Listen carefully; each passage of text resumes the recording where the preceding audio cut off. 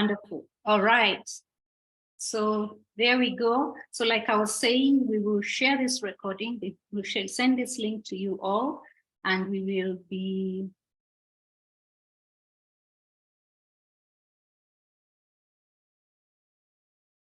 okay. We will be sorry about that. I had to turn a video off. We will make sure that you get this, and I will also share the Menti exercise that we have just shared. I can see there's more of us, over 300. Therefore, I am going to go back to our presentation. Thank you very much for sharing that. And I believe that our facilitator, guest of the day, has also taken note of those answers. So a bit about myself. Probably many of you may know me. I know these things these links are shared mostly within my circles, but there could be a few people who don't know me and what I do. I am a mom, a psychologist, and a parent coach. Previously actively practicing as a therapist, but no longer practicing as a therapist actively. Focused on what we do at Stawi Camp for Wellbeing, which is what we call psychoeducation. We provide information around mental health related issues so that people have tools that they need to thrive in their everyday life. So we curate emotional wellness and parenting programs for children and their parents. I have put parents in quotes because I believe anyone who has children in their space is a parent. You may not have your own child biologically or even adoptive, but you are a parent.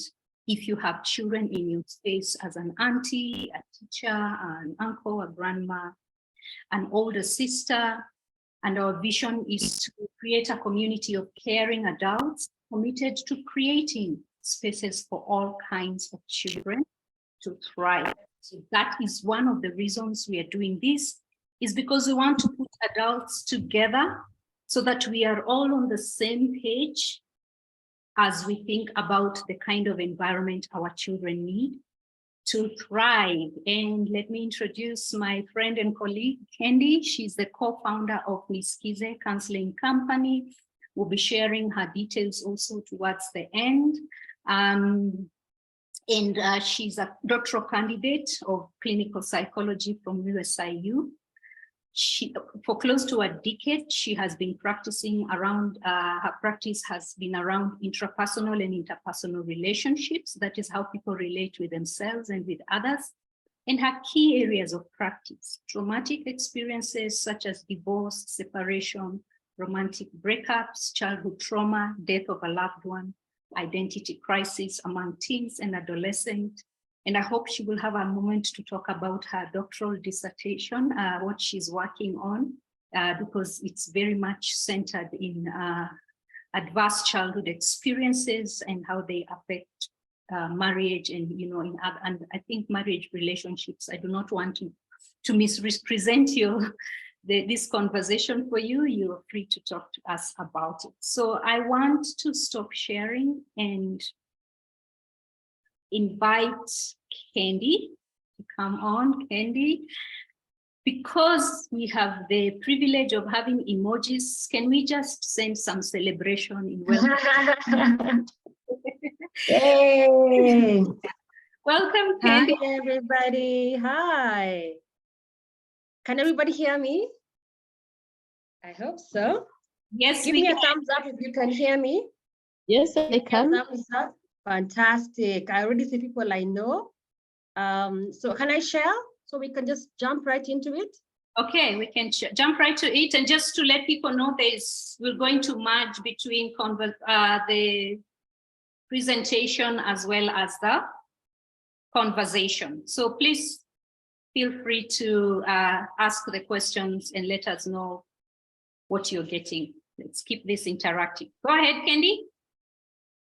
Excellent. Thank you very much. Welcome all 353 of you, and then many more watching on Facebook. Karibuni sana from across the world. Thank you, Dr. Carol. I'm so excited about this conversation. Like you said, I work deeply around trauma. Sometimes it's not, you don't choose the job chooses you. And so as part of healing from my own childhood trauma, I've healed from a lot of childhood trauma, and I'm still healing. It's such a joy to be here today.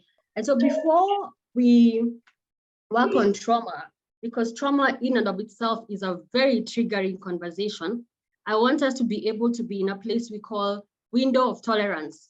What does that mean? I want us to be able to get to a place where we can handle this conversation. Why? Because this is going to be a messy, messy conversation. I hope everybody's ready for a messy conversation. All right? It's going to mess you up, going to make you uncomfortable, okay? But there's a reason you're here, because life has roughed us up. Eh? I don't know about you, Carol, but life has really roughed me up. Eh? And so it has roughed you up. Yeah. So we are not here as people that know everything and our lives are nice and shiny, not at all. We are here because we want to share some knowledge about trauma. And I will be the first to admit that I find parenting very difficult, especially because of my own experience as a child. All right. So before we do that, I want us to all do what the lady on the screen is doing. Put your back straight. All right. You're going to do what is called deep breathing. In deep breathing, I want you to be able to close your eyes. Kindly close your eyes. Stay with me. Stay with me. Close your eyes if you can. If you're driving, do not close your eyes, because I saw someone driving. I will not be part of your story, all right? So those of us who can, because this can be a triggering conversation, I want your body to be able to handle this conversation, okay? Because you're going to cut deep, all right? So close your eyes, back straight. Fortunately, I'm at home. I hope anyone who's at home, put your feet on the ground, but make sure your back is straight. Then close your eyes. Then take a deep breath through your nose with your mouth closed. So with your mouth closed, take a deep breath through your nose. Feel your tummy. Then hold for 5, 4, 3, 2, 1. Now exhale through your mouth. Wonderful. Good. Stay there. Stay there. Now take another deep breath. Close your eyes. Keep your eyes closed. Another deep breath in through your nose. Make sure your tummy is going out, not your chest, your tummy. Hold for 5, 4, 3, 2, 1. Exhale like you're blowing a balloon. So you're exhaling. Okay, excellent. I can't see you, but I trust you. So when you take in air, I expect your tummy to go out, not your chest, your tummy. All right, it's called diaphragmatic breathing. So where your diaphragm is expanding to contain the air. Let's do it again. Close your eyes. Take deep breath in through your nose. Hold for 5, 4, 3, 2, 1. Exhale through your mouth like you're blowing out a balloon. Wonderful. Let's do the last time. Relax your shoulders, relax your mind, relax your neck. Just loosen your neck with me. I want your body to be in a state of calm. Try and not doze off. Take a deep breath through your nose. Hold for 5, 4, 3, 2, 1. Now blow out. Wonderful. Wonderful. The next one, with your eyes still closed. Keep your eyes closed. Everybody be quiet. Keep your eyes closed. Stay with me. Try and stay with me. Now I want you to think of a container. Okay? I want you to think of a container. I know you've had a long day. You've been up and down. I want you to think of a container, whichever container you want. Mine is on the screen, but close your eyes. Think of a container. One that is big enough and strong enough to carry anything and anyone giving you a hard time today. All right? Think of a container, a strong, strong, big container. Now, when you have your container, I want you to open your container. Open your container. You're now the proud owner of a container. Open your container. Now throw in those people or those things. A memory, a pain, a fear, some bills, anything that's giving you mental torment. Throw them in the container. Throw as much as you can into your container. It can handle it. Mentally throwing all of them there. Once you're done,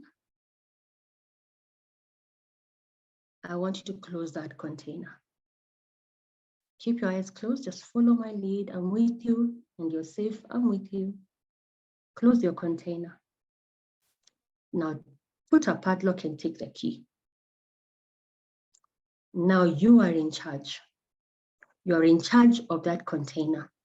Those things do not come out back to disturb you. No, no, no. They only come out when you want to talk about those things with someone trusted, when you want to pray about them, or when you actually want to fix them, all right? But until then, they stay in your container.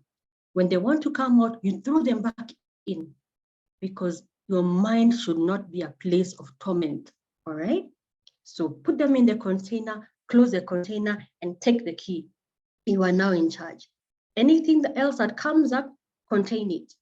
Now take the key and put the key somewhere safe. Why? Because there are things that you may want to talk about later, or pray about, or process with someone you trust. So put the key somewhere safe. Are we together? So take the key and take a deep breath. Hold for 5, 4, 3, 2, 1. Exhale. Wonderful. Take another deep breath. Take another deep breath in through your nose. Hold for 5, 4, 3, 2, 1. Exhale like you're blowing a balloon. Wonderful. Well, people, now you can open your eyes and come back to the room. Wow, how do people feel? Was that helpful? Give me a thumbs up if that was helpful.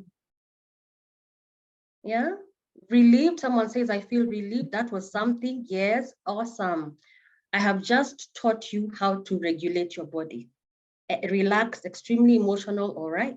Anytime you feel overwhelmed, take those deep breaths. In through your nose, hold for 5, out through your mouth. And then you're now an owner of a container. I actually do those things. I own a container. Things that want to bother me, even before this talk, there are things I had to contain. Because you don't want your mind to be a bag of cards. I don't know if you guys know what I'm talking about. There are times your mind can have so many things going on, you can't even be present in the room. Contain, contain. That container is yours. You can keep it, use it anywhere. Sometimes I wake up in the middle of the night, I cannot sleep. I wonder, okay, what's on my mind? I contain. I hope that was helpful. Excellent. Now let's go to the heavy stuff. All right. So anytime in this conversation, if you feel uncomfortable, if you feel triggered, please contain. Do what? Contain. If it's too difficult, I will actually give you permission to not continue with the call. Why? Because trauma can be very, very uncomfortable. All right. Remain in where you can tolerate. If you can't, feel free to exit. You can watch the call later when you feel calm. We'll do the last one later. All right. So what is my assignment? It's very easy today. I want to increase your awareness of trauma and traumatic experiences. I want you to understand a wide range of trauma responses. All right. I want to help you appreciate how people generally cope with trauma. So from this call, I want you to at least have an understanding. What is trauma? Have I been traumatized? What does trauma look like? How has it entered my life? How is it expressing itself now? How am I passing on to the next generation? All right.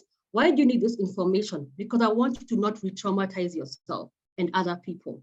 All right. I want us to be able to create a sense of safety, or to begin to create a sense of safety for ourselves and for others. I want us to promote healing. A trauma-informed society is a very powerful society. So I'm so glad to be here with Carol and these wonderful people. And I want us to promote healing, choice, and a healthy sense of control. Also, I want you to increase your ability to parent authentically. All right? So good. What is trauma? Very powerful question. What is trauma? Now, I know what people think when they imagine trauma. They think bomb blast. They think Hiroshima and Nagasaki. They think the Ukraine war. They think terror attacks. They think the big stuff. And you're right.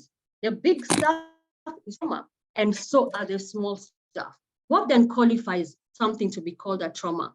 Now, trauma is a result of a single or a series of events. Now, this means one event can lead you to be traumatized, or a series of events can cause you to be traumatized that occur in an individual's life that get this. If you don't get anything I say in this call, remember this. What trauma does to us, it makes us lose a sense of safety, lose a sense of connection, and lose a sense of stability. I'll hammer those three things over and over again. When someone goes through a traumatic event and is traumatized, the three core things they lose, you lose a sense of safety. Am I safe? Is my body safe? Is my family safe? You lose a sense of connection. So people lose connection with others and connection with themselves. And I'll explain this in such detail as we go. Then you lose a sense of stability. Human beings thrive around stability. We crave stability. It's how we've been created. And whenever human beings lose a sense of safety, sense of connection, a sense of stability, the brain imagines it's under threat. And so it enters a fight, flight, freeze response. Okay? So your body is designed to be calm, but whenever the body senses, I'm not safe, you don't have to tell it. It automatically prepare itself either to fight, to flight, to freeze, or to fawn. To fight, as you can tell, is combative. So you become in a state you want to fight. Second one is you take off, and I'll show you what flighting looks like. Then there's freezing. And then the fawning is where you flock around others for a sense of safety. All these are trauma responses, all right? I hope we are doing well. We have a lot of work to do, so allow me to keep moving. Now, this is a very important picture on the screen. Why? Because we imagine you just woke up and we became traumatized. No, this country, Kenya, has what we can call the cycle of intergenerational trauma. We didn't wake up with anxiety as a generation. This thing has come from far, all right? So I don't know where you lie on this chart, but this is Kenya. Now we have, sorry. We have our grandparents here. During colonialism, emergency period, the war of resistance, concentration camps, so many things happened. There was sexual violence, if you remember. If you sit with people during that time, a lot of sexual violence, all right? Some were taken to fight in World War II. All of us on this call, as long as you're a Kenyan, someone in your bloodline experienced these things. Someone in your bloodline was part of the rise of elitism. Someone in your bloodline, okay, was affected by the war. So people lost their sense of identity. There was oppression during this time. There was a huge sense of poverty. There was loss in our society, a massive sense of loss. But did anybody know what was happening? No, we continued with life thinking it's happening in Africa, it's happening. Then in came some of our parents, all right? So some of our parents were raised by our grandparents who are heavily affected by colonialism, all right? So when our parents were affected by colonialism, what did they lose?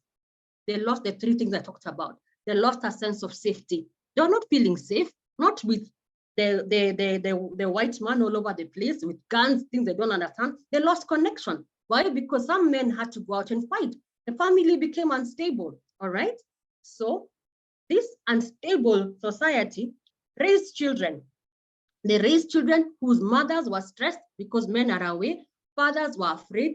So we have what we now have here in the red place as physical and emotional abuse at home, okay? It happened at home, it happened at school, it happened at work.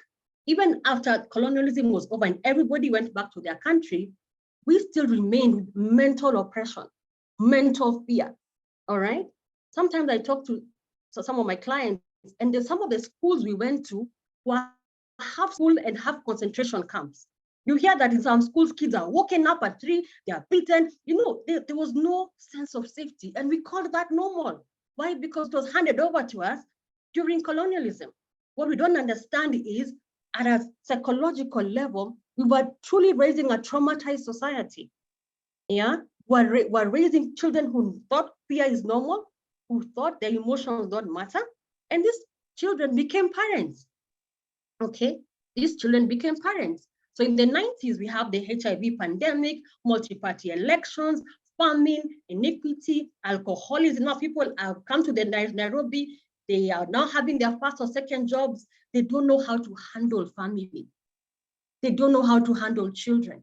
The only model they have is a father who was angry and a mother who was oppressed. So that's how they raise the rest of us. All right. So this is most of us, you. Here we are today. We are second generation, third generation post-colonialism. What are we struggling with? Anxiety, escapism, craving approval, chronic invalidation, insecure attachments, or we are just insecure. We have to achieve. That is the only way we were seen at home. Yeah, we have political polarization, we have self-betrayal, drug and alcohol abuse, suicide, hardened to the plight of others because you have to become numb to survive, detachment and happiness. You did not wake up feeling all these things. They have been passed on to you unconsciously for generations to come. So whenever we see any form of instability, you just know over and above what you're seeing, there's a generation rising that will have to recover from it. This morning, as I was thinking about today's conversation, I thought about Ukraine. And Ukraine has been at war for quite a while now. The rest of the country has moved on. But I guarantee you, if you look at Ukraine in 20, 30 years' time, there'll be a generation that will be before the war and after the war. And those two generations will be physically, psychologically, emotionally different. All right? We will always be able to tell a divide between those that were before the war and those after the war. Because kids that were there before the war in Ukraine, you could start a blender and they were fine. Now, wherever they are, wherever they went, a blender can easily startle them because suddenly life has changed. They have lost a sense of safety. They have lost a sense of stability. They have lost a sense of connection. All right. So their bodies are constantly on alert. Their bodies are always telling them, you're not safe. You don't belong. Your family can go. It's not bad things can happen to you. All right. I hope we are doing well. Now, trauma. How is trauma different from stress? I need to emphasize this. Trauma is very different from stress. Stress can be, oh, there was traffic on the road, and so I felt a bit frustrated, a bit stressed, a bit frustrated, a bit angry, but I got over it. The problem with trauma, you don't really get over it so easily. The event is over, but the feelings of the event are still with you. The thoughts of the event are still with you. So I can be stuck in traffic. I can be cranky. I can be upset. But as soon as traffic opens, I've moved on. The feelings of being stuck in traffic won't linger with me for long. But with trauma, even after the event is gone, the feelings of the event, the memories of the event, everything I experienced linger with me, even at an unconscious level. All right? Now we can confidently say that not all stress will lead to trauma, but all trauma will lead to stress. Because when you experience a traumatic event, your body goes on a stress mode. It tells your body, you're in trouble, you're not safe, you don't belong, you don't matter. And with that, your body releases chemicals in the body, adrenaline, cortisol, that put your body in response, even when there's nothing to respond to. All right? I hope we are doing well. Are we doing well? I hope we're doing well. Yes. Yes, absolutely. Excellent, thank you, because I cannot see you. Good. Our topic for today is adverse childhood experiences or childhood trauma. Now, right off the bat, trauma is such a huge topic, I had to narrow down to childhood trauma. Why? Because it's very easy to imagine that because you're no longer a child, it doesn't matter. And even me, I wish that was the case, but that's not the truth. Research is showing us that things that happened to you in childhood that were chronic, pervasive, wounded you, injured you, linger on way into adulthood. All right? So lots of research has come up with these 10 items. We call them ACEs, and they actually do make part of my research right now. When we talk about ACEs, these are events that happened to you under the age of 18 that affected your sense of stability, your sense of safety, and your sense of connection. And these things were powerful enough to injure you even at a neurological level. Now, neurological will mean your brain. Your brain actually changed in response to trauma. When we study the brain of a child who has no trauma and a child who has trauma, even their brains are different. How so? The traumatized child, we see what we call atrophy. The brain shrinks because of all the stress the brain is going through. Now, let's look at babies when babies are born.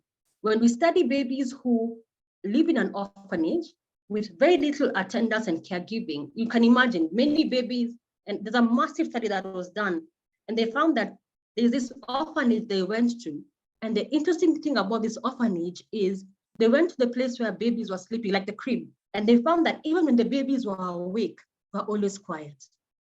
Can you imagine a quiet nursery? Nurseries should not be quiet. You expect children to be crying, to be playing. What they found is that children that have gone through abuse, neglect, rejection, one of the things we see is that what they learn after months of crying and no one is picking them up is, I don't matter. So we find that these children are always playing with their fingers and they're playing with their hands. Why? Because they've learned, even if I cry, nobody will come.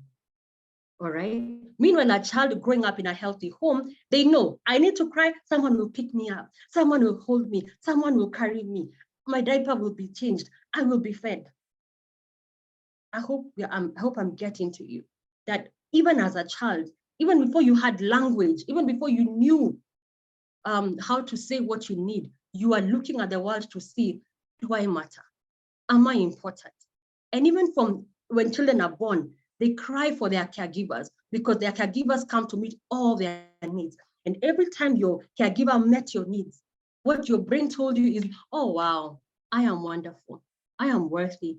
I am loved. The world is a safe place. I belong in this world. Every time your caregiver never met your need, your brain sent a message to you saying, you don't matter. The world is hostile. You are on your own. Don't cry anymore. Okay? So when we talk about adverse childhood experiences, there is abuse. What is abuse? Physical abuse. As I was doing my research, I found that in Africa, one of the top issues is physical abuse. Is there a place for disciplining with a rod? I think there is, but most people disagree about whether to use a rod or not. The point is, we can disagree whether to use a rod or not, but we cannot disagree about whether it can be abusive or not. All right, there's discipline and then there's abuse. Secondly, emotional abuse, sexual abuse, all that is abuse. You are not supposed to be beaten to the extent where you literally feel like you're broken. This was not just discipline. Mom took her anger on me. All right. So physical abuse, emotional abuse, where words were used at you, you were berated, talked down at, insulted, compared with other people, your body was made fun of, all those things were wrong. What about sexual abuse? Happened a lot when we were growing up, a lot. Out of 10 of my clients, whenever I ask if someone sexually violated them, 8 out of 10 will tell me yes. But here's the interesting thing, unless I ask, they never bring it up. It's almost like it didn't matter. And one of the things I've found out, and I really want parents to hear this, I find that sexual abuse thrives in a particular environment.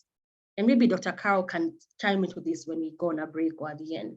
Sexual abuse tends to thrive in families where children are disconnected from their caregivers, where children learn that it doesn't matter. I've listened to studies by sexual perpetrators, people that are sexual abusers. And one of the things they say is a study that was done, and they gathered all people who are sexual pedophiles, and they asked them, what do you look for when you want to attack a child sexually? What kind of child do you look for? And I found this so interesting. They said, one, I look for a child in a home where there's no strong male figure. I look for a child who I can perceive has a low self-esteem. I look for a child who has no connection with the parents. What I mean connection, has no emotional connection with the parents. You can live with your children in the same house, but there's no emotional connection. Emotional connection is intentional, all right? So sexual violence happened a lot. Sexual abuse, sexual perpetration, incest happened a lot in our homes because our parents, remember, were second generation parents of colonialism, they did not understand or did not know that they must be connected to their children. They believed as long as I'm feeding you, paying your bills, your physical needs are met, you're fine. So children that are emotionally disconnected become easy prey for sexual violence or sexual abuse. Okay? The other one is physical neglect. When you grew up and your physical needs never mattered. By physical needs, I don't mean luxuries. I mean food, clothing, shelter. If you grew up not knowing whether there'll be food tomorrow, what was affected? Your sense of stability. Am I safe? How much food should I eat? I don't know if you've ever taken someone either from the street or tried to feed someone who they're not used to having food. One of the things you see is they'll eat like there's no tomorrow because they're not even sure that there'll be food tomorrow. Yeah, food is a risk area. So you'll find that if you give someone from the streets of food, they'll because provision is not a stable thing for them. The other one is physical neglect. So your needs are being met. The other one is emotional neglect. This one is huge, especially in our part of the world. It's also the hardest one to identify. Why? Because it's not about what happened to you. Emotional neglect is about what did not happen. So it's very hard to identify. Even when I'm doing therapy, I have to tell my clients, you are emotionally neglected. They're like, yeah, but my parents didn't do anything. But I have to tell them, it's not what they didn't do, it's not what they did to you, it's what they did not do for you. Emotional neglect, it's hard to see because it doesn't leave visible scars. It doesn't leave bruises. You know, physical abuse, my clients will lift their shirt and tell me, yeah, my mom used to beat me here. You know, sexual abuse, you can remember being abused. But emotional, there are no scars. There's nothing to show for it. And you can't really say that they did something. But the truth is there's something they did not do that you needed. Yeah. We see it with parents who are emotionally distant. Parents that children cannot connect to, hostile parents who themselves are going through their own trauma.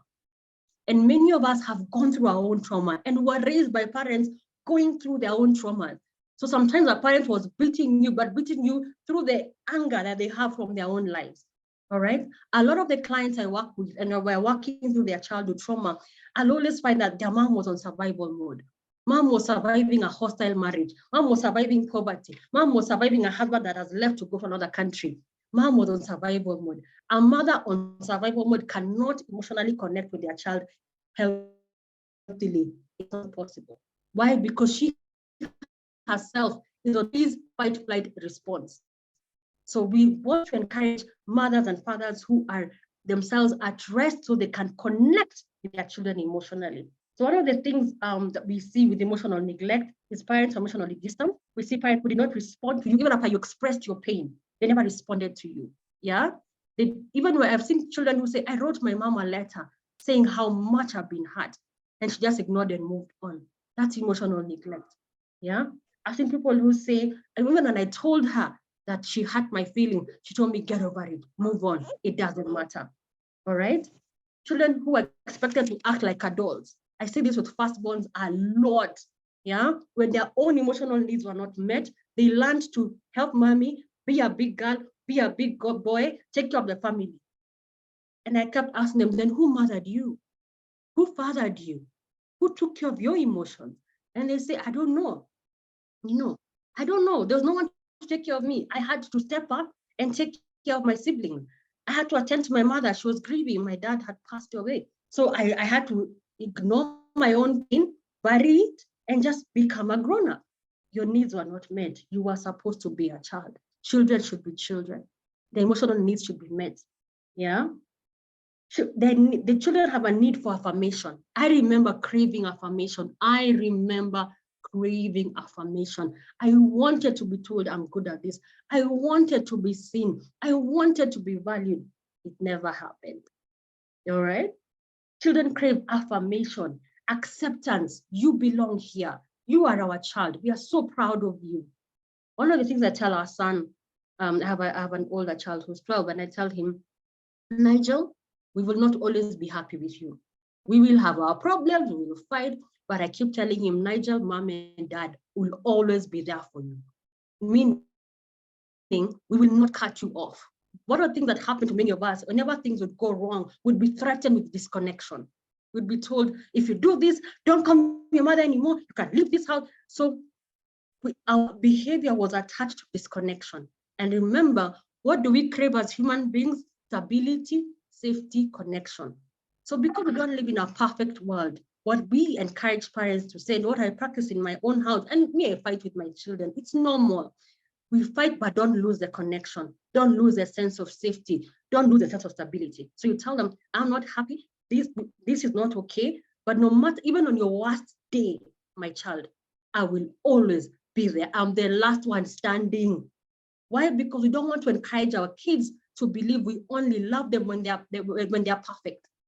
I've seen people they struggle with perfectionism. Adults struggling with perfectionism. Why? Because it's the only way their parents would be okay with them when they were children.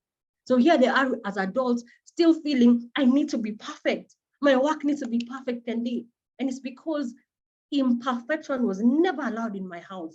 I was beaten. I was threatened with being cut off. I was told I'll not be listened to. I was told my fees will not be paid. So our parents thought they were parenting us. What they were doing, they were sending fear in the system. And when you send fear, the body responds through fear, flight, or freeze. All right. We have incarceration. I cannot tell you how many people are in prison right now. We don't think that it's a big deal, but it is. Children hate losing their parents. They hate losing their caregiver, whether they're losing them to divorce or to separation. They hate it. Can they get over it? Yes, I'm not here to condemn anybody. I know life happens, but I'm just saying, when life happens, can we attend to these children? You see, our parents went through hell and back. No one attended to their pain. We carried the brunt of it. But now we know better. Now we can understand where they are coming from. Now we can say, enough of this trauma. Can we do better? There are times when separation or divorce is what is best for a family. But even then, a sense of safety has been lost. A sense of stability has been lost. A sense of connection has been lost. I will hammer that until the end of this session, so we can remember. At the core of trauma, it is what we lost that hurts us. All right? Substance abuse, being raised in a home with an alcoholic father, an alcoholic mother, okay, or an alcoholic sibling. But many times when one of your parents is alcoholic, what does a child lose? A sense of stability. I can't trust my dad. He can't be there for me. Instead, what happens in this home, the child becomes the parent. The child is the one who told, hey, baba yako yuko kwa mtaro, your dad is in the sewer, go and pick him up. Yeah, your mom knows school fees here, there's nothing. So the house is a tense place whenever one person is an abuser of drugs or alcohol. Why? Because the parent has stopped being a parent, and now it becomes someone that everyone needs to take care of. With alcohol use, we also see anger, we see violence, we see aggression, we see not being present. Yeah, all these things destabilize a child. What about being raised by a mentally ill parent? Nowadays, I keep having to, unfortunately, I have to show my clients, your mother was mentally ill. That anger is not normal. That staying in her room all the time was not normal. Yeah, that taking medication throughout is not normal. That beating you senseless was not normal. And when we trace back, when we go back, we can see the mother is here. She's dysregulated. She's going through her own losses. Maybe she contracted HIV. Maybe, she's going through separation, she's going through divorce. Maybe her in-laws are hurting her. All right? So these are some of the things that we see in children, in parents, that are traumatizing us and disconnecting us and dysregulating us and injuring us in a way that lingers even beyond childhood. Now that we talked about trauma, let me tell you what trauma does to you. Number one, it disconnects you. I don't know about you, but when I was going through my own childhood trauma, I felt disconnected from the world. I've worked with so many suicidal patients, not those who have, some have attempted, but of course, I've worked with many that are actually suicidal. And because of the pain they're going through, they feel disconnected from the world. They say, Kendi, this pain will never end. This is my life. This is it. Yeah, they just feel I am alone. Nobody cares. This will never end. The world is horrible. The world is hostile. I am horrible. I am hostile. All right.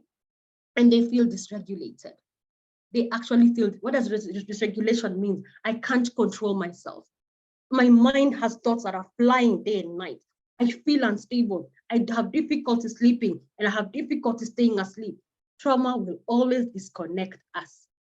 It will disconnect us from people and disconnect us from our bodies. Now, I've worked with people who have gone through sexual trauma. What does that mean? They've been sexually abused and they'll tell me, Kendi, I can't remember. I can't remember. I know it happened. My body can't remember. Because during the time of the violence, sexual abuse, they disconnected themselves from their body. It's the brain's way of protecting you from it. I've worked with patients, I'm like, what? You went through multiple rape and they tell you genuinely, I can't remember. I know it happened, but I can't remember. But what we see is they had to dissociate from their body to survive the event. And now here they are married, they want to connect with their partners, they want to connect with their bodies, but they say, my body and I are two different people. I can't connect with it. And you can see what disconnected them was a trauma. Another thing that I see disconnect people from their bodies is being beaten by their parents. There are people who are beaten and beaten and beaten until their body and them had to disconnect so that the brain can survive. Other thing is dysregulation. Some say, I just cry too much, or I don't cry at all, or I'm numb. Let's talk a bit about that. Disconnected people and dysregulated people, what do we see in them? We see apathy or numbness. I don't know if you've met people, or you have been that person who's just numb. You just don't feel anything. You can see this is pain, but you're unable to connect with it. Why? Because during your own trauma, you coped by disconnecting from pain. So what was once a coping mechanism for your environment has now become part of your personality. All right? Another way dysregulated people express themselves is by being obsessive. They can work a lot. They are not able to regulate. They don't know what is enough because the body is just dysregulated. The mind is on fight, flight, freeze.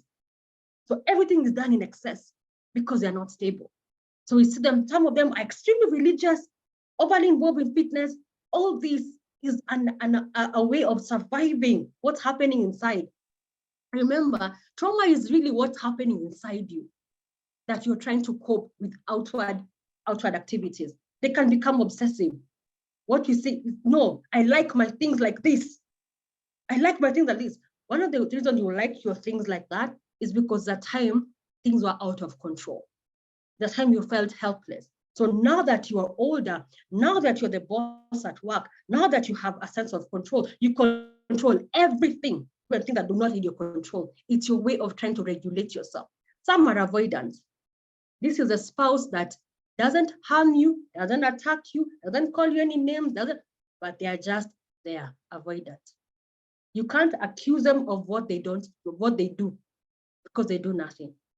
Avoidant partner, avoidant spouse, avoidant parent. Whenever something comes that they perceive as a threat, they run. They don't deal. Why? Because as children, they were overwhelmed by threat. So the brain, when it comes near a threat, it says, oh my goodness, oh, I can't, and they take off. Another one is they tend to have intense emotional reactions. So it's like if you step on my toe, and there was a kidonda, there was a wound before that, I will be reacting to you stepping on my toe and the wound that was there before. So the problem with emotional wounds and psychological injuries, you cannot see them. So when you're marrying someone or parenting with someone, they look okay until you know their story. They look okay until they need to know their story. So sometimes when you are reacting to more than is happening, there's something behind. Okay, there's something underneath there. Another one that people tend to feel is feeling out of control. They just feel out of control. They're like, Kendi, I'm overwhelmed, easily overwhelmed. I have clients that are easily overwhelmed. Another one is you overindulge in food, alcohol, drugs, and sex. So when someone says, oh, I have a drug problem, an alcohol problem, no, that's not the problem. That's the solution. That is what your brain feels like the solution. So whenever you feel fear, shame, guilt, discomfort, anxiety, you go to food. Food gives you dopamine. And you're like, oh, and the dopamine is over, you feel guilty again for overeating, you circle back to food. So you don't really have a food problem, No. You have a trauma problem. Food is your response. Alcohol is your response. Drugs is your response. Sex is your response. That is your diet, because that is a medicine cabinet for your brain. Is it a good one? No, these are not good responses. But that is how people, that's how they're trying to regulate themselves. Then there are people who are combative and they're always in high conflict relationship. They're always at war. Yeah? Why? Because they had a childhood that was at war. So now that the childhood is over, they have not removed their gear. They're still in ammunition. Their clients are no longer we need to not remove this headgear. We need to remove the gun and the bazooka. We need to remove you are literally dressed like a Marine in your marriage. You're always in combat gear. And when I look back, you can see, there's so much trauma this person has gone through, they haven't healed from. So for them, they're still at war inside. And until the war inside is over, you'll keep creating war outside so that you can respond in the way you know, yeah? Or you can be overreacting to wars outside. It's just, the brain only does what it knows. That's why therapy is so important, because then you increase what you know and the brain will adjust with you. Yeah, loud and overbearing. I used to be loud and overbearing. I'm talkative, but I used to be loud and overbearing. Why? Because I could not stand silence. I couldn't, even that exercise for mindfulness, I couldn't do it because there was war inside of me. So I remember I always needed loud music. So I'd say, make the music. I needed loud music, loud places, because silence would make me feel, and I don't want to feel. Now that I'm healing, I enjoy silence. I crave silence because now my inside is not scary. But when my inside was scary and I was dealing with these things, I was dealing with stuff that happened to me in my childhood, I always needed noise because my inside had memories I didn't want to attend to. I needed noise so that I don't have to listen to me. I was running away from myself, all right? Another thing they do is they crave control. I talked about that. You're craving control because at the time, control was used against you. Control was used to hurt you. You had no control. You watched as your father's relatives took all your assets. You watched as your mother was beaten senseless. And you said, me, I will never let a man do this to me. I will never put anything in my husband's name. I will never let my father do this to my children. You crave control because one time you never had control. And that time you never had control, you were wounded, you were injured. I hope I am increasing your understanding of why people do what they do. Trauma, in my world, we say trauma is a chameleon of mental illness. It just goes changing its shape. It's just like a chameleon. It will express itself, even in children in one home, they'll all express different versions of it.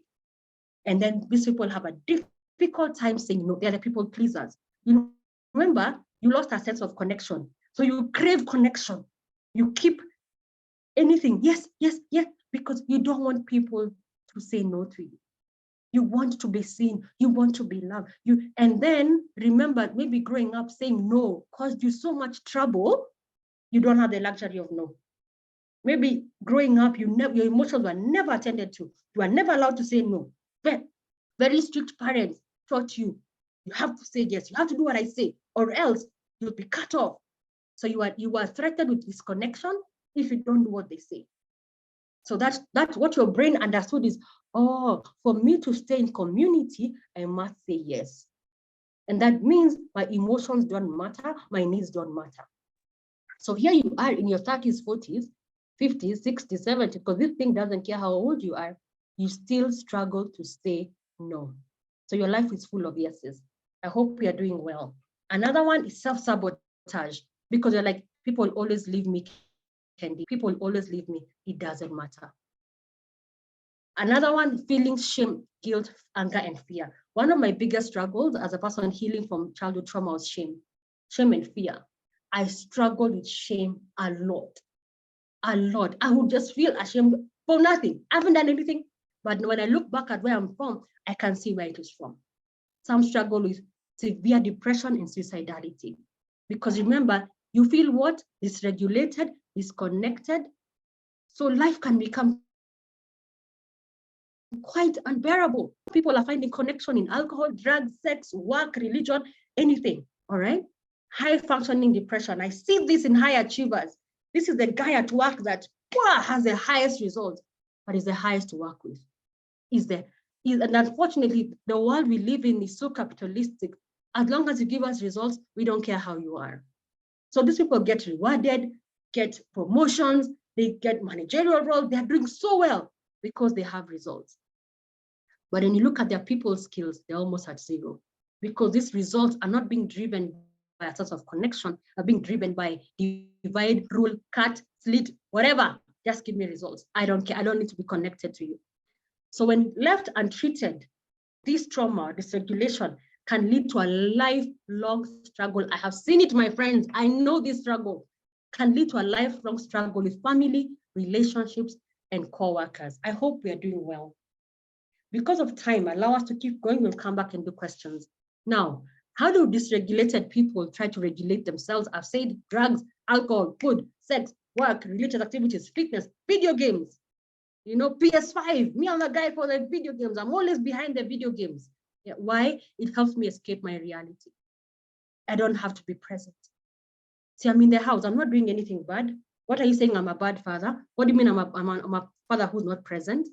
Can you use video games to connect with your children? Absolutely. You can. But you can also use it to escape actually having a conversation with your children. You can, spending time with them is great, but opening your emotional gate for them is even better.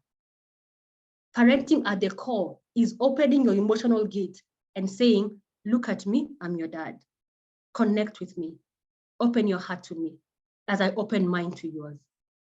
Vulnerability is very hard for people who are hurting and in pain. Yet, quality relationships are in the place called vulnerable. Intimacy is in the place called vulnerable. But imagine you're hiding behind drugs, alcohol, food, sex, not hiding, you're coping with. It's very hard for you to say, imagine I'm not okay. When I work with blending families, I keep saying it takes a while to blend. By blending, I mean you've come with your children, and want from a family. It takes a while to blend. One of the things that I advise my clients is it won't blend overnight because this is not natural. But what you can do is keep the emotional door open. Keep the emotional door open. Tell that young man who's not biologically yours, you know, you don't have to call me dad. Call me when you're ready. Yeah, let's work with where we are. You can say, you know what? This wasn't my plan. I know this wasn't your plan, but I'm always be here for you. My door, not physical door, my emotional door is always open for you. If all you want is for us to go fishing and be quiet, that's fine. As long as you know my emotional door is open for you. What some of us do is they say, my door is open for you, but you mean physical door, not emotional door. All right? Suicide, homicide, passive-aggressive behavior. Let's talk about children because children also are affected by trauma. All right? What do we see for children who are traumatized? And how are they traumatized? They have lost a sense of connection, a sense of stability, a sense of safety, both physical and emotional. All right?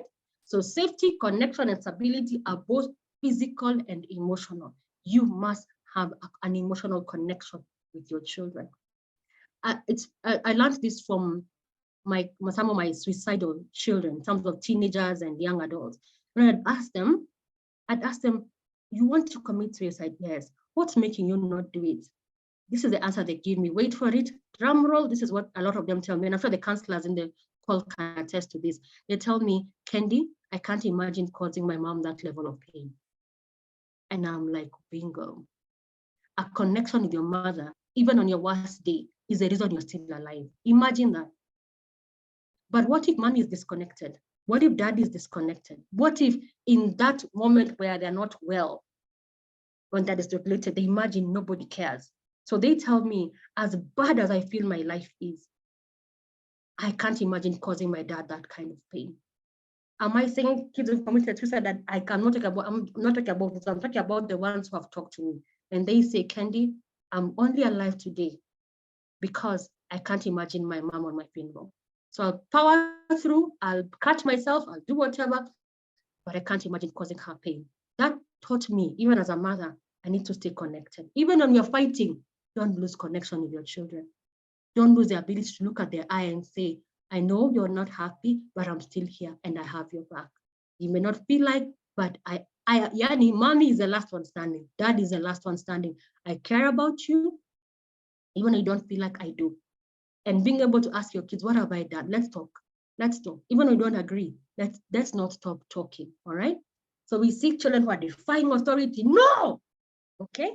We see children who are bullies. So they bully other kids and rough up other kids. You see, because they're at war at home, they'll take the war outside. Or the opposite of bullying is people pleasing. The other side of aggression is compliance. Now, I was a compliant child. I was the yes child. Yes, yes, yes. I did not want war. So I was a yes child. So you can say, oh no, my child is a fantastic child. Oh, they do everything I say. That can be a good thing or a trauma response. All right. Then we also have children who binge eating. Remember, we said food can be a regulator, because when I feel traumatized and I feel afraid, when the memory of being abused or being insulted comes up and my body goes on a discomfort, when I eat junk food and I binge on, I feel better. So some will eat, some will not eat. Others will bottle up emotion. We see this in children. These are the clients who come and I say, how are you? Okay. How are you school? Okay. How are you feeling? Okay. Bottled up, not coming out. You can see pain in these children. They will not say it. Why? They don't feel safe enough to say it. Others overshare. They're looking for connection so bad. Who can I tell? Who can I tell? Anybody who wants, they overshare. Can I tell you something? All right? Cutting or burning. Cutting or burning is a way of expressing their pain. And those who work with teenagers and young adults will tell you there's so much cutting. And why are they cutting? There's so much emotional pain when they cut their bodies. The emotional pain comes out physically, and they actually feel relieved. Some science research is showing us that, you know, your body has natural painkillers. They're called endorphins. Yeah. And the drug called morphine is actually a synthetic version of your endorphins. When the children cut themselves and their body releases that endorphin, they actually feel a slight high every cut. There's science to show us they have a slight high with every cut. But why does a child need a high? Because they're experiencing a severe low. All right? Substance use, emotional outbursts. You know, there's normal fighting. I'm not here to tell you that homes are perfect. There's normal fighting. Or whatever you do, always reconnect. Sexual impulsivity. We see this a lot in children who have lost a sense of connection at home or who've been sexually abused before. And when they told mommy didn't believe them. I've seen people who told me, Kendi, I told my mom, and she told me I'm making it up. I'm making it up. So what do the children, that person learn? My body doesn't matter. Come one, come all, just take it. It doesn't matter. I thought my mom would defend me. I thought when I told her uncle so-and-so raped me or touched me, when I told them my brother did this or my father did this, I thought they would support me, but they didn't. Instead, she shamed me, told me something I did. And with that, Kendi, I learned my body doesn't matter. Other people's desires matter more than mine. So I said, take my body, it will cause the peace. All right. Then we have avoidance. We also have children that just avoid stuff. They're just quiet, they're there, they do nothing. Another one that we see a lot is regression. What is regression? Regression is when a child goes back to a place they felt safe. So a child that was not bedwetting will now start wetting their bed. Because in their brain, when they were children, life was easier. There was a sense of safety. So they regress to bedwetting or they regress to sucking their thumb. The brain is just trying to find a place of safety because of the trauma they've been through. They've lost a sense of safety and a sense of stability.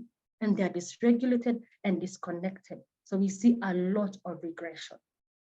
I hope we are doing well. I hope we're doing well. Yes, we are Thank doing. you. We All are. right. Asante sana. Yes. Yeah. Awesome. Thank you. Good. Now, traumatized parents. Yeah. Thank you. Thank you so much. I can't see you, so this helps. We talk about traumatized parents. So these are parents who they themselves have a long history of trauma, and they're really trying their best. But I can tell you, as one who's healing from childhood trauma, I don't know how I would have done it if I didn't know what I know today. It's so hard because you want to be a good parent, but you have your limitation. One of the things we see, of course, like I said earlier, this is a huge topic, my friends.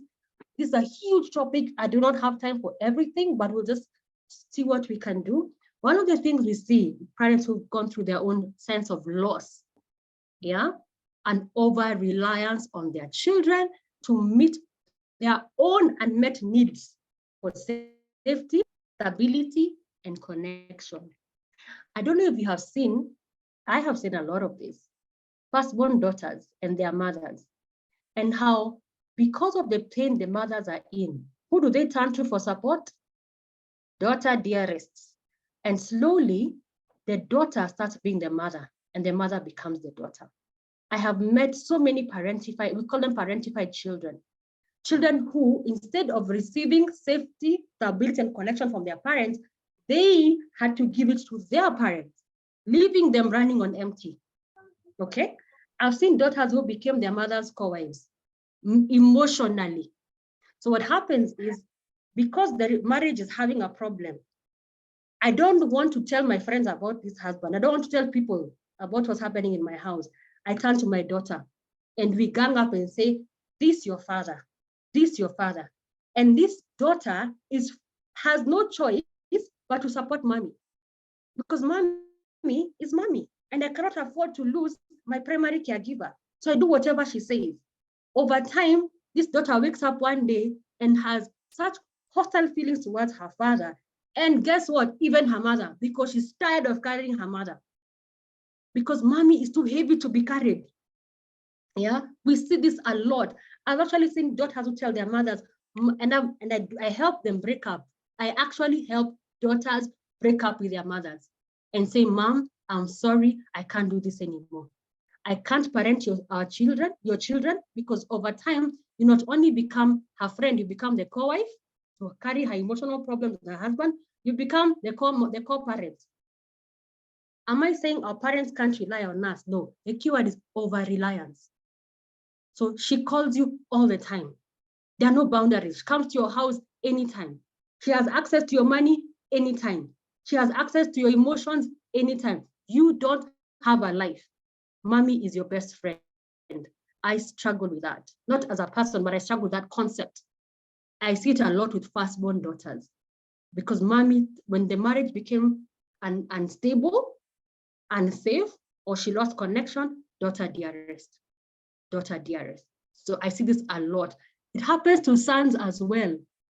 Mothers turning to their sons was because the marriage relationship is no longer stable, so you turn to your son. Again, a lot of firstborn sons or the middle child. Why the middle child?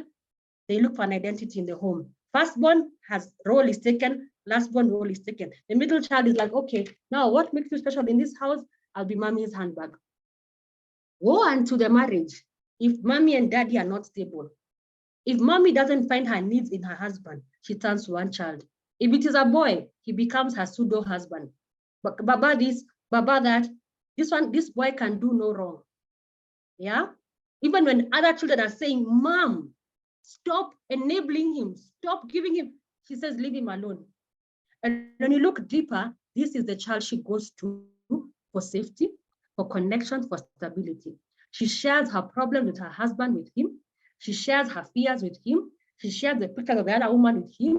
This is the child who we call enmeshed. Mommy and her dear son are enmeshed, and they are meeting each other's needs. But guess what? The boy's needs are not being met. He's not being challenged, corrected, allowed to make mistakes. He's meeting her needs. So we see that a lot. We see that a lot. And I'm sure some of you are already seeing it. And woe unto you if you're married to the son or the daughter who is overly attached to their parents. Because now you're trying to connect with your spouse, but yours is a three-legged race. You, your mother-in-law, and your husband. because your husband's already a pseudo husband. He was already husbanding his mom, because everything he wants to do with you must run by her. She must confirm. And what we see in these sons is anger, is frustration, because here I am so angry, but I cannot tell you.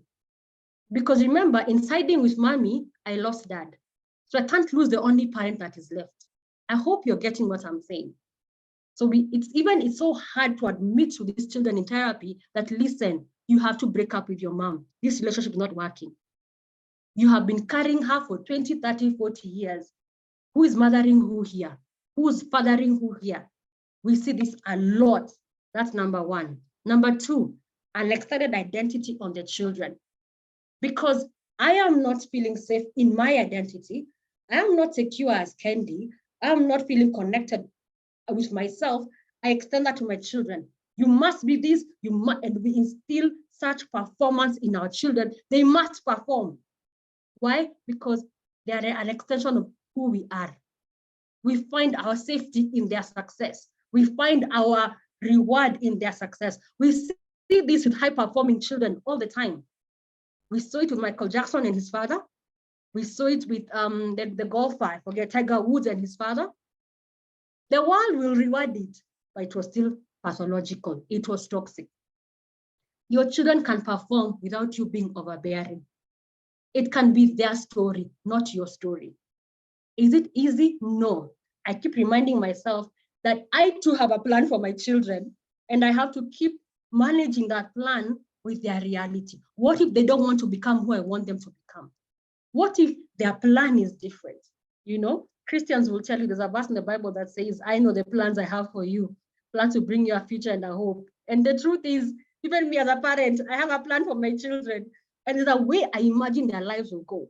And if I'm not a secure parent, if I'm not a stable parent, if I'm not connected healthily to my child, I will impose my idea on this child, and I'll break this child until they become who I want them to become. So one day they'll stand up and find they've won all these medals, but they hate me. And it's hard to hate me when they made all this money. Because I tell them, but look, you're so successful. But emotionally, what did this success cost? What was the cost of this success? Look at what happened to Michael Jackson. Look at what happened to these high achievers. And when they share their story, they'll tell you, we robbed them of their identity. We robbed them of their childhood. You must go to Alliance. You must do this. Why? Because I went to Alliance. But not knowing your success was attached to fear, not safety. You had to go to Alliance because the only way your father would see you, it's the only way your mother would be proud of you. So you turn the same thing to your child. And remember, I said the brain will only do what it knows and tell your child, in this family, we go to Alliance. It's the only way we get respect. It's the only way people will know that you're so and so. It's like saying, you're an Ashitiva. Ashitiva, don't do that. There's a place for saying Ashitivas are like this. We are hardworking, we are kind, we are generous, we are compassionate, we are loving, we are all these other things. We can use our identities to build our children and to give them what they need for their lives, not what we need for our lives. So we must stop the third one, overcompensating for what we did not get. As once I go for therapy without any shame, it's the only way I can be seen.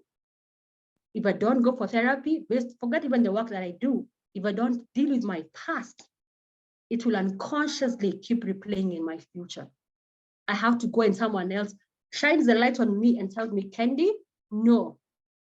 Kendi, no. You're not meeting your son's needs, these are your needs. And one of the people I was talking to once, he told me, Kendi, is that really about your son or that's about you? And you know, when children are young, they'll do whatever you want. And you think it's love. Sometimes it's compliance.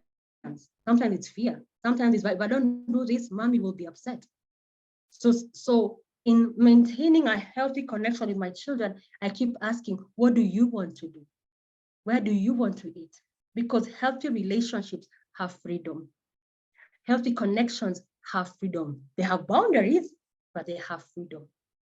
So in healing from my own trauma, I'm going back and asking, is this about my son or it's about me? And even when I discipline, am I disciplining and maintaining connection? Am I maintaining stability? Am I maintaining safety? I remember a time I asked my son, I thought I was an awesome parent. I was like, oh, me, please, I'm a therapist. I studied trauma. I work with children of trauma. Seriously? So I asked him, Nigel, is there anything you want mommy to apologize for? This was like, 3 years ago, COVID year. COVID made us have to talk. Everyone was home. We had to face each other and see where the cookie was crumbling. And he kept quiet, told me, yes, mommy, there's something I want you to apologize for. Ladies and gentlemen, I almost collapsed. Who, me or someone else? I thought I have the trophy and the crown for parenting. And he said, yeah. And I told him, okay, Nigel. And I had to swallow my pride and my ego and say, Nigel, tell me, what is it? He says, mommy, you sometimes don't listen. You keep saying, I don't want to hear about it. I don't hear that. And it's true. I always responded to some of his requests with, I don't want to hear that nonsense. I don't want to hear what you're saying. That was actually my key statement was, I don't want to hear that nonsense. I don't want to hear that rubbish. And guess what? That's what I grew up being told. In my house, there was, in my mother tongue, in Kimeru, I don't hear that nonsense. I don't hear that rubbish. I unconsciously transferred it to my home. And even in my most loving state, unless he told me, I kept doing it. And I told him, Nigel, I'm so sorry. He said, mommy, sometimes just listen. What was my son saying? I want to connect with you, but you're so at war. You keep shouting, you're not listening. He said, mommy, just listen. And then I said, I'm so sorry. Tell him, you know what? Unfortunately, that's how I was raised. Tell him, you see this Shosho that you like? Shosho was ghetto. She was gangster, We didn't grow up being hard. So I am sorry. And if you hear me still saying, I don't want to hear, I don't hear that nonsense, please correct me. Because I cannot guarantee you that I'll stop saying it today. What was I doing? I was opening that gate of emotional connection and saying, while I am mommy and I'm in charge, I am not perfect. And I want us to work on our relationship. I just used to be rough and I didn't know it. And he said, mommy, when we're in the other house, this was 4 years ago. When we're in the other house, that day you forced me to eat and I did not want to eat. I ate until I could not eat anymore. Then I vomited. Then you beat me up and made me clean it. That thing happened so many years ago, my child never forgot it. And I had to apologize. And I told him, I am so sorry. I promise going forward, I will listen. I told him, you see, when we grew up, it's not an excuse, but I'm explaining, when we grew up, we couldn't tell our parents no. We had no voices. We just complied. So when you say no, I feel threatened. I feel like you're defying me. So I reacted and I told him, I'm so sorry. So over the years, we've continued working on our relationship and our connection. Is it perfect? No. Even just today, we had a fight. But I keep checking on the connection. Are we still connected? Are we still there? Do you trust my love for you, even when you don't understand it? So it's a work in progress and we're still working on it. So overcompensating or dismissive parenting where I don't care for how you feel, I don't care for your needs, just do what I say and you'll have peace. All right? So our dysregulated nervous system, which I've said comes with, almost done, comes with trauma, can give us extreme negative reactions, emotions, images, and sensations. Trauma is so brutal in its expression. It's an impact in your body. Your body keeps memories of trauma, feelings of trauma. Recently, I was working with someone and we're trying to do deep breathing as a way of trying to calm the thoughts, relax. I wanted my client to feel safe so we can dig into some heavy stuff like we did earlier today. And every time my client would try to breathe, she would feel like she's suffocating. And she couldn't take a deep breath. And I was like, And I asked her, have you ever drowned? It just came to me, have you ever drowned? She said, no, I haven't. I said, oh yeah, sorry, I'm lying. When I was a kid in my primary school, someone pushed me into the pool. And I woke up because I was picked from the bottom of the pool. And I remember being thrown in, but I couldn't remember. But what happened? Her body remembers losing oxygen. Her body remembered the drowning. My client could not mentally remember it. So what does trauma do? It packs the memories, the sensations, and the images, even in your body. Because my client, until I asked her, did you ever drown? Then she said, oh my goodness, yes, but I didn't think it was a big deal. Until now, when we try to breathe, and she can't take a deep breath because anytime she tries to hold her breath, the brain remembers drowning. And so she gets startled and get very shocked. So trauma is not a joke. It is not a joke. So if you're in this call and you struggle with emotions that you cannot control, images, even body sensations, feelings in your body you can, and that are triggered and you can't explain them, there's something there. Because even when your brain can't remember them, the wonderful book called The Body Keeps Scores, and the body always keeps scores. This is my last slide. How do we heal from childhood trauma so as we can parent well? Number one, acknowledge what happened. Imagine, get to a place where you can sing, this is my story, this is my song, you know? It takes a while to acknowledge, but acknowledge. Acknowledge what happened to you. Acknowledge what you did. There's a lecturer of mine who told me. Kendi, we've lost you. Oh, am I back? We can hear you. We can hear you. Maybe it's Yeah, you're loud and clear.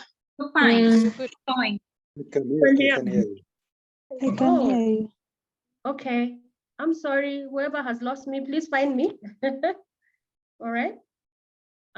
So can I continue? Let me continue because of time, because we do want to do some questions. So acknowledging what happened to you is extremely important, because once you acknowledge what happened to you, you'll understand what's happening in you, and you'll understand what's happening around you. You'll understand that is why I'm so combative. That's why I'm so numb. That's why I'm so angry. That's why I have to eat all the time. That's why I struggle with shame. That's why I'm always fighting with people. That's why I'm so loud. My lecturer used to say, you cannot treat or you cannot heal what you're not willing to reveal. You cannot treat or heal what you do not reveal. So I pray that you have the courage to journey back and see all these things that Kendi talked about, these ones, or even more. Which one is still painful? Which one is hurting me? Which one could I be working on? Which one could still be working on me today? So number one, acknowledge. Acknowledge what you have been through. If it hurt, it hurt. It doesn't matter what the rest of us say. They're not small things. There's things that happen to us, but unless a professional tells you, you'll think it's not a big deal.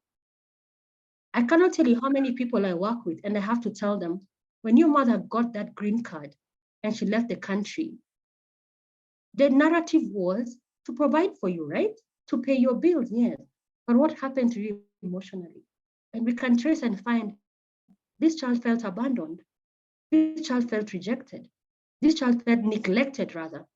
Mommy has gotten, and there's a season where there was many mothers, especially, going abroad to look for greener pastures.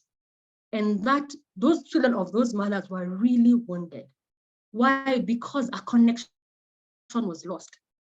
A connection, these children were wounded, a connection was lost. Some of these children are left to be raised by an auntie or a relative or someone. And when they went to those new homes, they're not stupid. Their brain knew, I don't belong here. This is not my home. And when other children would call the mom of the house mom, you had to call them auntie. And other children could say, I want. You had to wait to hear what is left for you. So these things affected us. Fine, they sent the money home. You went to the top schools, all this, the money made sense. But what happened to your heart? What happened to your sense of safety? But other children would fall and say, Mommy, you couldn't say Mommy because yours is very far. When others say Daddy, you were not being raised by your dad. So emotionally, you are left to attend to yourself. You are left knowing, even when you're in pain, figure it out. All right? So in acknowledging, one of the things that really helps is by journeying back with a trained professional so they can show you the places that still hurt and they can help you process that pain. Even me, I have had to let people, poke and press to show me, Kendi, stop normalizing it. It's not normal. It's not healthy. Because if I call toxic normal, I'll do it to my children and they will have to live with it, thinking it's normal. So the moment I go back and someone pokes and picks and prods and makes me uncomfortable and angry and in pain, I'm able to say, oh my goodness, that's you're right. As much as I rationalized and I said it was okay, my feelings were hurt. Yeah, I may have forgotten, but it wasn't right. I should have been mothered. I should have been fathered. I should have been attended to. My cry should have been heard. I should have been validated.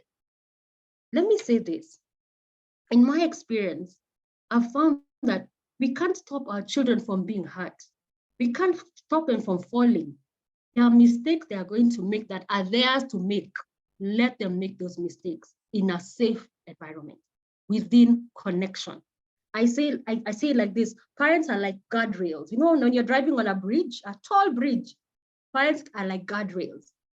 The guardrails, even if you're drunk, even if you're on your worst day, even if you're distracted, even if your brakes fail, guardrails protect you from falling to your death.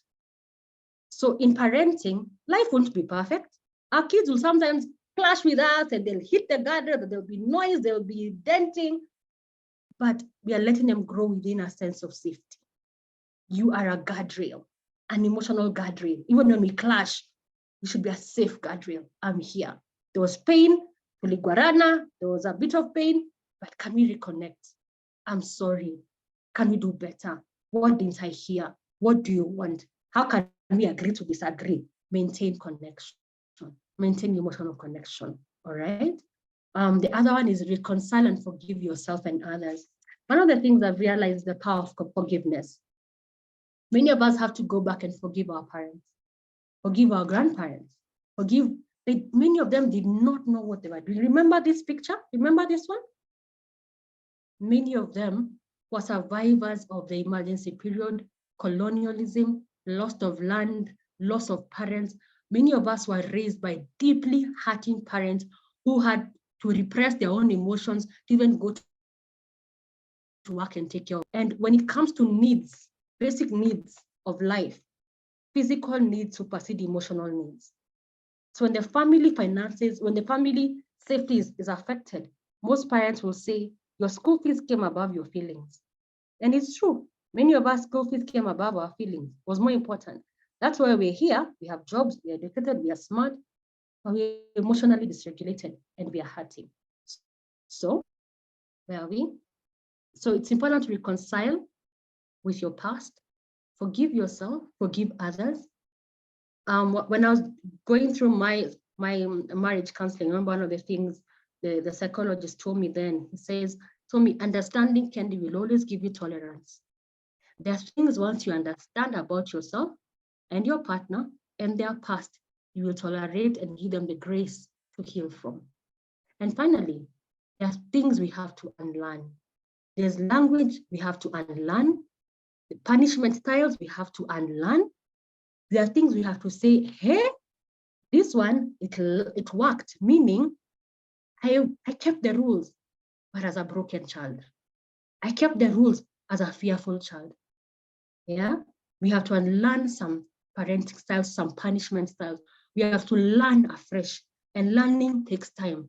Like I told my son, there are times I will forget and I'll still say what I'm not supposed to say. Please tell me, mommy, you're saying it again. And I go like, oh, sorry, take two. I'm sorry, Nigel. What I mean, tell me. I'm learning to listen. I'm learning to listen. I'm learning that my emotions are not the only one that matter in parenting. My child's emotions also matter. So in learning and relearning, we need therapy. You are never too old to talk to someone. You're never too old to process your past. Sometimes I've worked with clients who are much older than me, and you'd be shocked. Sometimes we are processing shame. Shame at abortions you did 30 years ago, 20 years ago. So you're now raising such a strict girl, not because you're raising that girl, you're raising the girl in you that terminated pregnancies, and you've not healed from that shame. When you see your daughter near a man, you're like, hey, you flip. You are not able to see her life, see your life.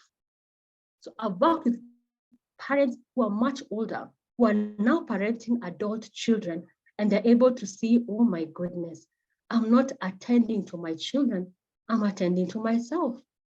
I'm parenting my shame, I'm parenting my guilt, I'm parenting my anger, I'm parenting my fear.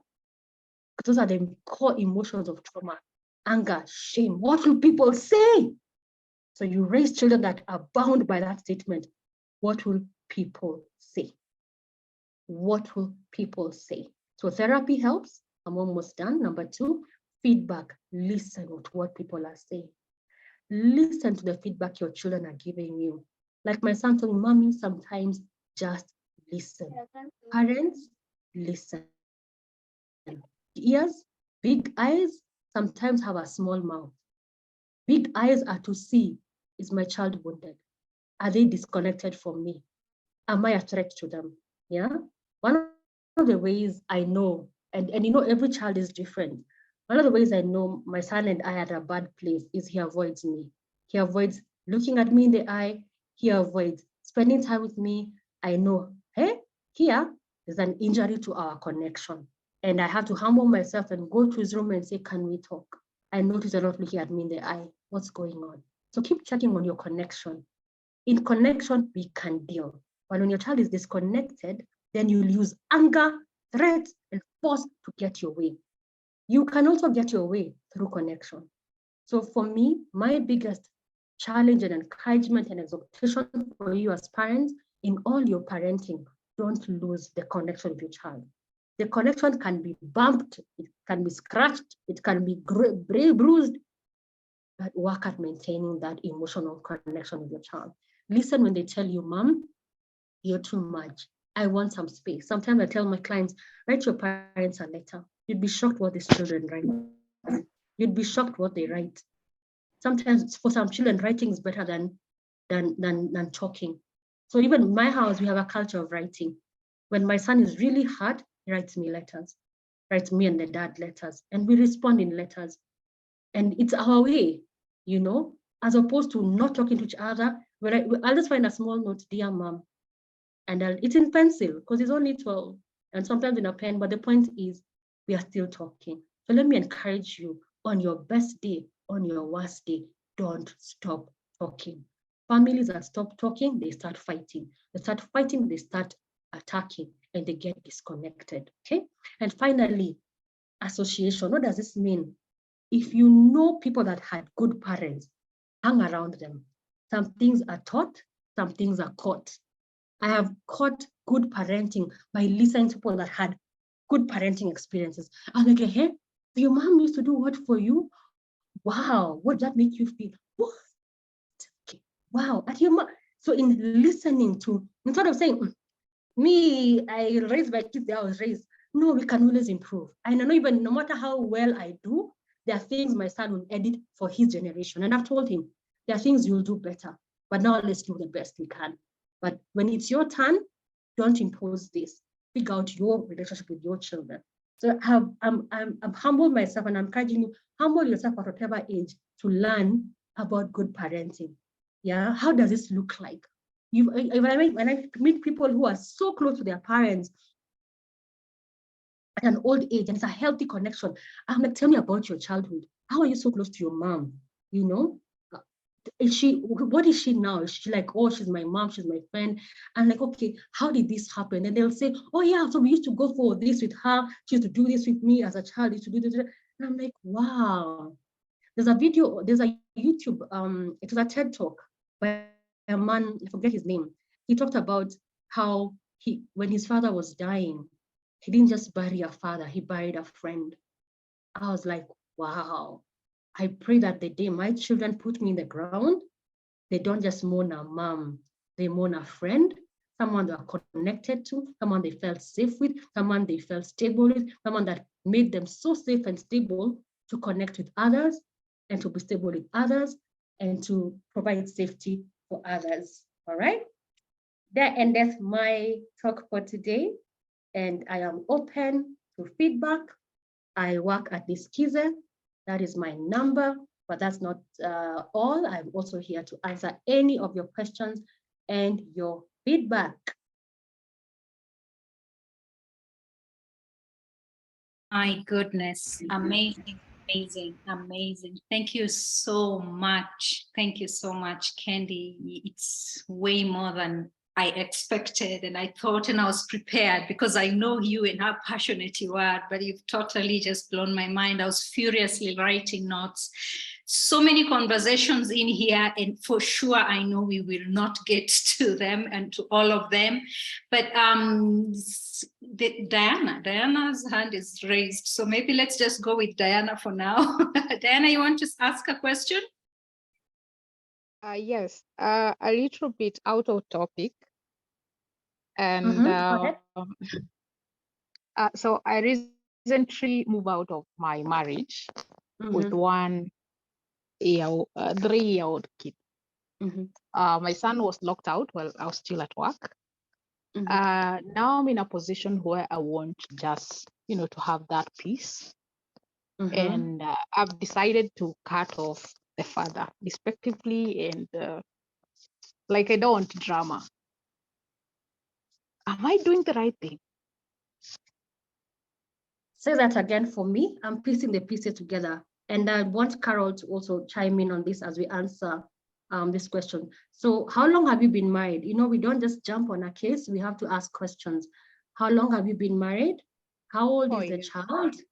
You've been married 4 years? Yes. How old is the child?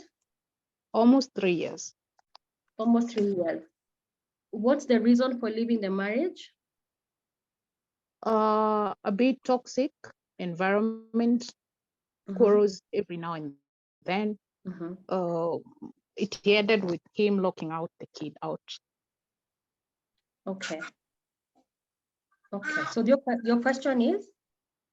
Am I doing the right thing, cutting off this parent? Okay. How long ago was that the last incident? That was in June.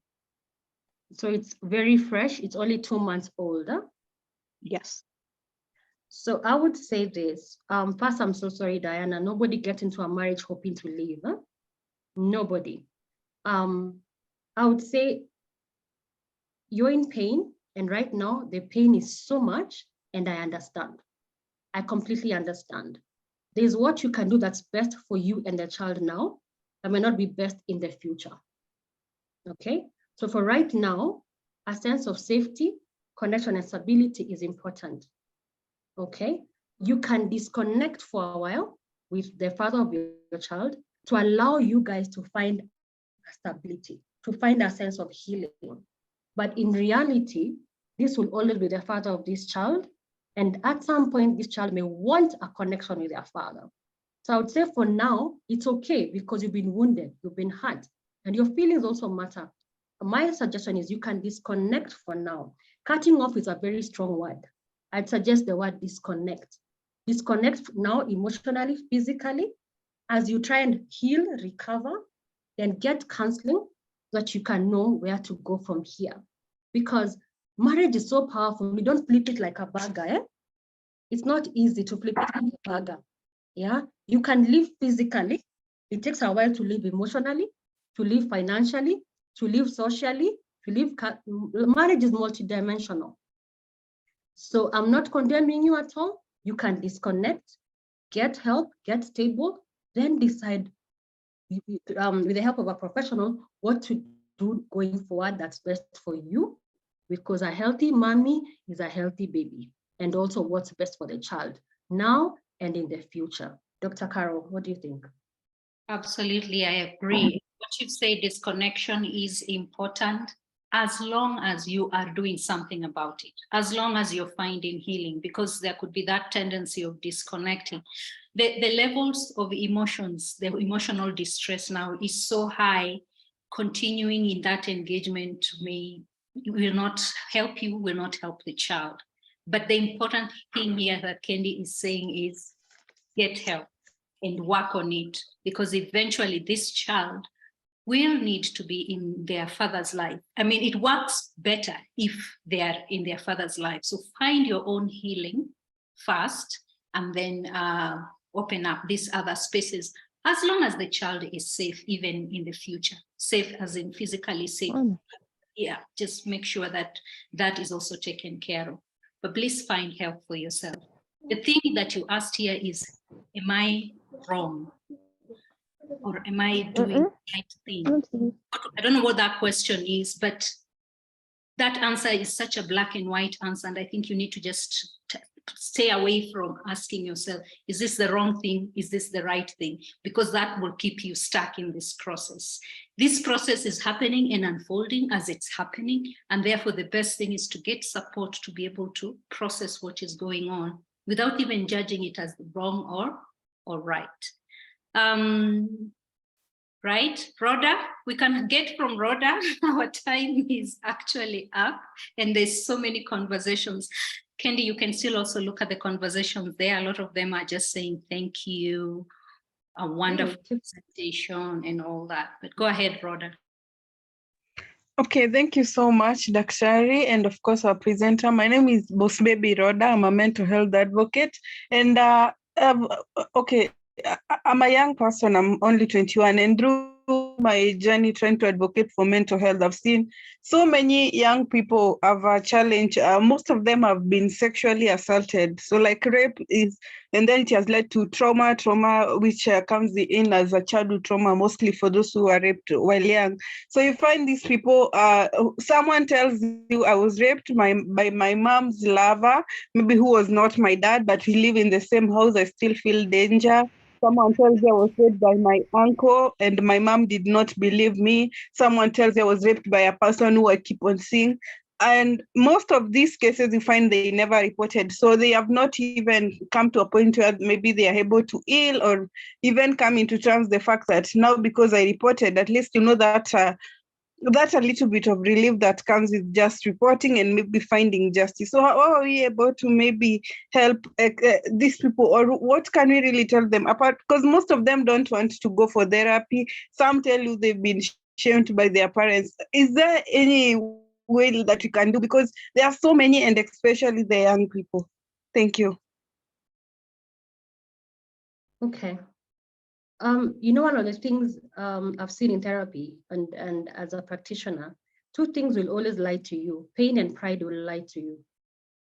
Pain and pride will always lie to you. It will tell you that even the therapist will shame me. Nobody loves me. Nobody cares. So when people say, I don't want to go for therapy, the question is, do you want to be well? Do you want to be well? You must get treatment. You must get treatment. You must get treatment. Guys, childhood trauma is not a joke. It can morph so much. It can actually take over your life and your personality. There are things I have healed from. And as I'm healing, I'm like, oh my goodness, I thought that was my personality. It was trauma. You know, if you really want to be well, pay the price for wellness. Pay the price for wellness. And I tell my clients, it's pain and pride are liars. They lie to you. That it doesn't matter. I'll always be like, no. Your life can change. So if you don't want to go for therapy, then the question is, do you want to be well? If you want to be well, then you must take medication. Can I force you to take medication? No, I can't. But I think with more such conversations, and many of us coming up and saying, I have been through this, I can be well. They're opening up the spaces for healing, spaces for vulnerability, and saying, even the best of us are still healing. And in this life, let me tell you the truth, guys. You're either healing or hurting. Hakuna katikati. Life is so rough, you're either healing or hurting. I don't know if you guys agree with me. Me, I think that is the truth. By the time you're a certain age, you have been turned backward by life. You're either healing or hurting. Those of us who are healing have made peace, accepted, and we're now willing to learn. Everyone on this call is healing. I can tell you for free. And that's why you are registered for this call. You want to be well. So even the one that is talking to you wants to be well. Now they just need to take the second and third step. Yeah. I love that. You're either healing or hurting? I see so many hands up. I don't know what we are going to do. There's still 400 of us here. It's already way past our time. Definitely, this is a conversation we will have to continue. And remember, we do Candid Conversations every month. So please just have my team put in our details in terms of how to reach out to us. And then maybe I'll just read one that has come through my inbox. How do you deal with growing up so happy and loved, then you experience emotional trauma later in life from a spouse? Okay, so well done for growing up, healing, happy and loved. Your parents did you well. The same thing, get help, get help, get help. Yeah. All of us have been helped. That's why we are here. Others would have been madmen and women, would have burnt our houses and killed our children. Yeah, get help. That is how many of us got what we do. I do want to hear Nicholas. I want to hear at least a man. If it's okay with you, Dr. Carol, it'd be nice to hear from a man. Go ahead, Nicholas. Thank you. My name is Nicholas, and I'm calling from, watching from Nairobi. My question is, I've appreciated the issue of childhood trauma. My concern is, how does childhood trauma translate to dismissive, avoidant personality? And how does it affect love relationships? What kind of behaviors do we see in love relationships when people develop dismissive, avoidant personality or attachment styles, and how it is related to childhood trauma? Thank you. Okay. So remember I said the brain only does what it knows, all right? So let's take an example of two children. One child, every time they cry, somebody comes and picks them up. Every time they need to be fed, someone feeds them. Every time they had a need, they want to talk to someone, their need was always met. What the brain understands is, oh, people are good. I am safe. And when that child grows up and someone else is in pain, they tend to attend to their need because they understand that when people are in pain, this is how we attend to them, okay? What about the other child who grew up, nobody carried them, nobody attended to them, nobody cared for them? What did their brain learn? No matter what your needs are, they don't matter. You take care of yourself, suppress your needs. You are on your own. When these people get into romantic relationship and you want to tell them, I want to connect with you, I can't feel you, I can't see you. They look at you, they're like, but I'm here. They don't understand that they're not able to connect because that's what they know, disconnection, yeah? And when people are in pain, I'll tell you the truth. Their pain many times is louder than your pain. Let me say this again. Their pain is louder than your pain. If you're dealing with someone from childhood trauma that has never healed or is not healing, no matter what you say, they're hearing their pain. Let me give you a story that will put this in context. I was reading a book about this guy who was a brilliant finance expert. He grew up in Nigeria, in West Africa. It's in the book, it's in Nigeria. And he grew up in a lot of poverty. So he went to the West and he made a lot of money as an investment banker. He did so well. At some point, he began a Ponzi scheme and he began to rob poor people. And he robbed them until he was caught. When he was caught, the interviewer asked him, boss, what's the deal? You yourself grew up in poverty. How on earth would you rob poor people that were trusting you with their money? You know what he said? My poverty was always louder than their poverty. Let me say it again. He said, as poor as they were, my poverty was louder than theirs. Meaning, I grew up in so much poverty, no matter how much money I made, mentally, I was still poor. So no matter how poor they were, mine was louder than theirs. As long as my needs were never met, my screaming needs are louder than yours. So when you tell me, as a love partner, I'm not feeling you, I'm not connecting you, you're wondering, what does feeling and connecting look like? I don't know it. I can't relate with it. Nobody empathizes with me. How do I empathize with you? I don't have it to give. Do you understand? Another example would be, If two children are swinging on a slide or they're swinging on a swing, two children, same age, one child falls down and a loving caregiver comes and says, oh, I'm so sorry. They take you, they wipe your wound, they comfort you, they take you, they feed you, they take care of you. The pain is there, they fell, but the response was one way. Another child falls down, same swing, same child, same age. This second child, people point at her, laugh at her, mock her, bully her, tell her, get up, what's your problem? Have those children had the same fall? Yes. Have they had the same experience? No. One child fell, was comforted. What their brain learned is, oh, this is a nice feeling. There's something in the brain called mirror neurons. This is a nice feeling. When someone is hurt and tend to them, they feel comforted. So the next time someone else falls, they'll do the same thing because it was done to them. The other child who was mocked and told, Kwenda ukos, mama, what do you think? They also fell, but what their brain learned, what the message, the catalog that was formed is, people are on their own, the world is cruel, jipange. So later in life, they are unable to empathize with others. I'm not saying one incident will change your life. Multiple incidences in your childhood change how you see the world. So not neglect once, multiple neglect, chronic abuse, chronic failure, all those affect your brain, how you feel and how you respond. I hope that has answered the question. That's how you become a dismissive person, because your own needs were dismissed. Yes, and I think that's a good note to begin to wrap. I can see their hands still up. I would like, in the interest of time, we will definitely have to end this conversation. I know that there are those who have also sent some questions, which always border on a specific issue. How do I help? A specific issue. How do I help? And I think that the issue here is, maybe a one-liner or a two-liner answer here will not give you what it is that you need. The best thing is to get professional help. The issues that are coming through, even in the inbox, get professional help for that person, or get professional help for yourself, because that's the only way to move forward and to find the healing that we need.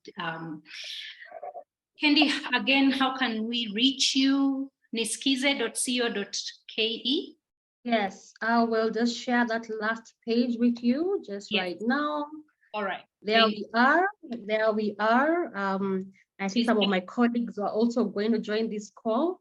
You can check us on the website. I work with an amazing team. Many of us know we need each other. That's why Dr. Carl and I are good friends and colleagues. And thank you, Doc, for having me here.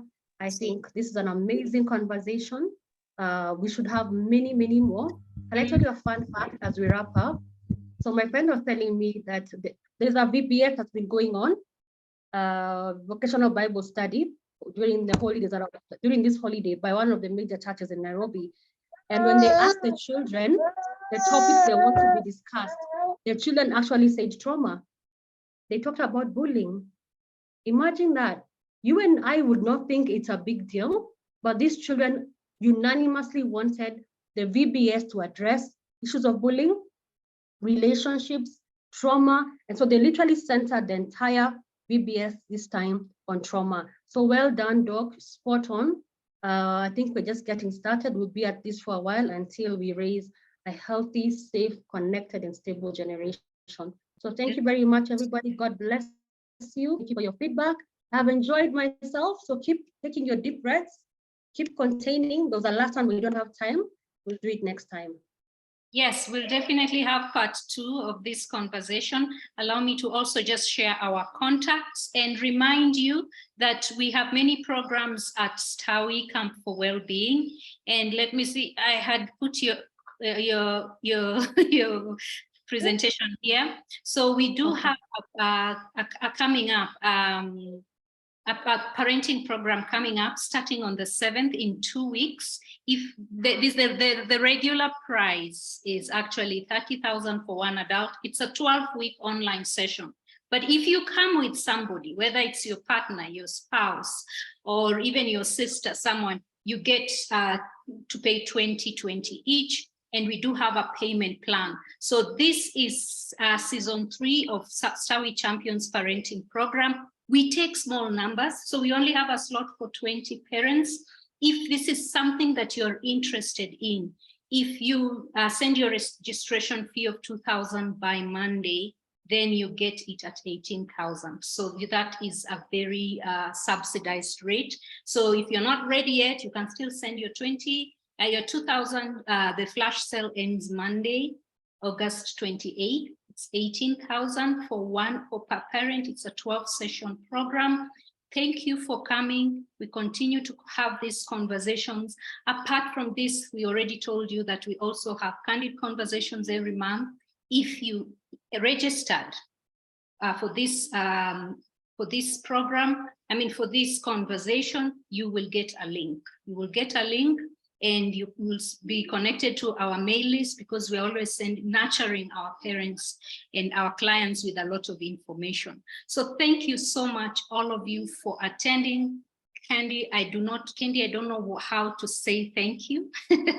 Asante sana sana. This was so informative, so passionate. And what I loved most about it is how you also shared of your own personal experiences and your own journey in this space. That always makes a difference, because now you're not speaking from this place, from an expert, but you're also speaking from your own experience. So thank you, everyone. Here are our contacts. You can reach out to us, stawicamp.com. You'll find out more about our services. You can also find us out on Instagram, Twitter, and Facebook. The fact that we had more than 460 participants at some point, Kendi, we've never hit that, even in our Candid Conversation. Thank you very much. And they stayed throughout. So we are really grateful for preparing for this and saying yes to this call. Definitely I'll be calling you again, Kendi. Yes, thank you all. I wish we could have answered all your questions, but we can. We'll continue having these conversations. God bless. Look out for our next Candid Conversation. It will be on the last Thursday of September. And we are talking about how to help your children thrive in school. We'll have a conversation with someone who works with teenagers, a mentor to teens. Asanteni sana. God bless. You can turn on your video to say goodbye. I'm going to stop.